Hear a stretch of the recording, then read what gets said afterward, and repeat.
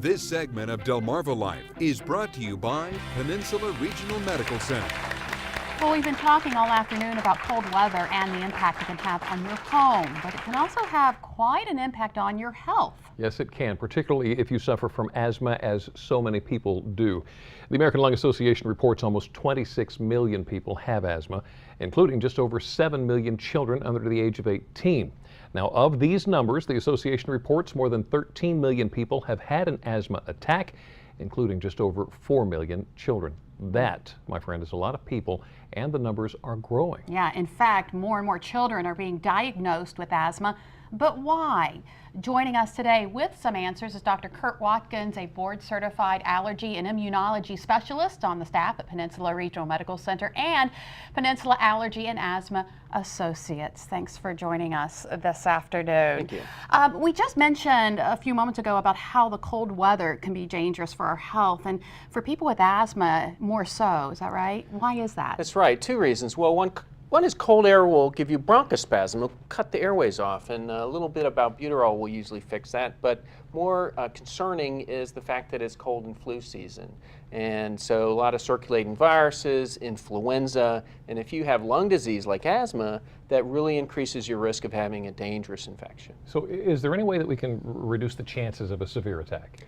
Well, first, get your flu shot. If you haven't already done it, influenza is circulating this year. The vaccine's a good match to the circulating strain, so get your flu shot. It really reduces your risk of catching an infection or having a severe infection.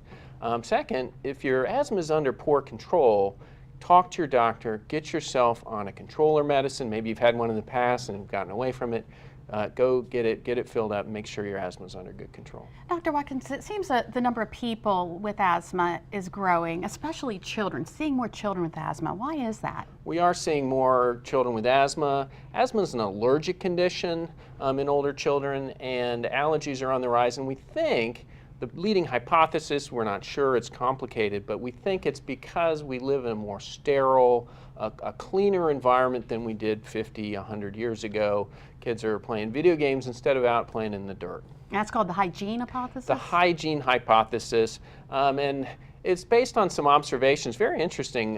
People who have cats in their home, if you grow up as a baby with a cat, your chances of having asthma later is lower. If you live on a farm with animals, you have less allergies and asthma.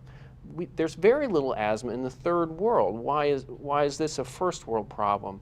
And the thinking is it has something to do with exposure to dirt and soil maybe, but we're not sure about the details. Right. Okay, now when it comes to the kids, there are a couple of specific kinds of asthma that you see most of the time. Yeah, asthma is not one condition. Very young infants, children will often wheeze when they get viral infections. We call that viral asthma or infantile asthma. That tends to go away, but more common in older children is allergic asthma. Almost all older children with asthma have allergic asthma driven by allergies, so dust mite, cockroach, mice. Yeah.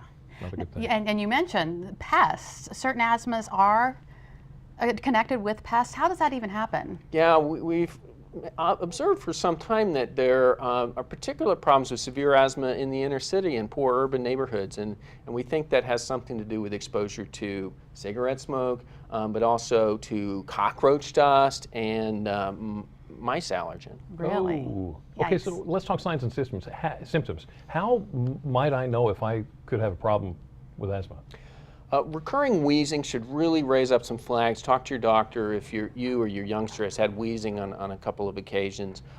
Sometimes more mild cases will present with a cough. Right. Exercise triggering a cough or cold air triggering a cough should raise a flag for asthma. Or if you get a cold and it seems to linger in your chest for some time, if you feel like it's hard to breathe, instead of lasting a week, that cough drags on 3 weeks, that could be a sign of asthma. How do you treat it?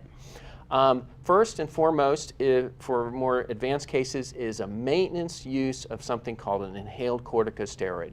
These are drugs derived from cortisol in the adrenal glands. Corticosteroids, hydrocortisone in the tube at the pharmacy is that kind of drug.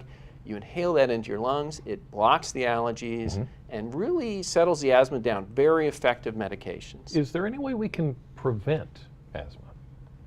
Unfortunately, we don't have an answer to that. There's nothing I can give to a baby to stop it from having asthma later on. We do recognize that youngsters with allergies, if you get them on allergy shots, they seem to have less chance of developing asthma later. What about things in the home, like cigarette smoking? Absolutely. Cigarette smoking will really increase the wheezing and severity of attacks. So if you have a youngster with asthma or respiratory problems, there should not be any cigarettes in that house. All right. Keep them away. Dr. Watkins, thank you so Thank much. you. Wonderful information. And for more information from PRMC about asthma issues, including details on how you can become a member of the Better Breathers Club, a free support group for adults who suffer from asthma, go to delmarvalife.com and click on the show tab. Well, something else to put on your radar regarding allergies, pediatricians are warning in a new report that a preservative found in some baby and flushable wipes appears to be the cause of a serious allergic reaction in some children. Yeah, take a look at this. One of the authors of the report says the allergic skin reaction seen on this 8-year-old's face was caused by a chemical found in some of those wipes. Oh my goodness. Well, according to CBS News, the wipes that reportedly contained the chemical in question were Cottonelle and Huggies brands. The chemical is that word you see right there that I'm not even going to try. It's known as MI.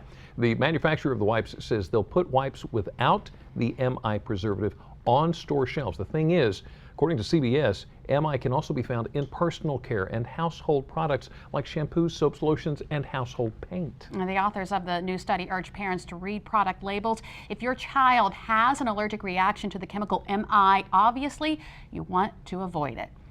The price of groceries. You know what? Sometimes might make you want to feel like you need to catch your breath. So imagine feeding a family of 5 for only $35 a week. Believe it or not, it is possible. And we're going to meet a woman who tells us how it's done. It just might be easier than you think.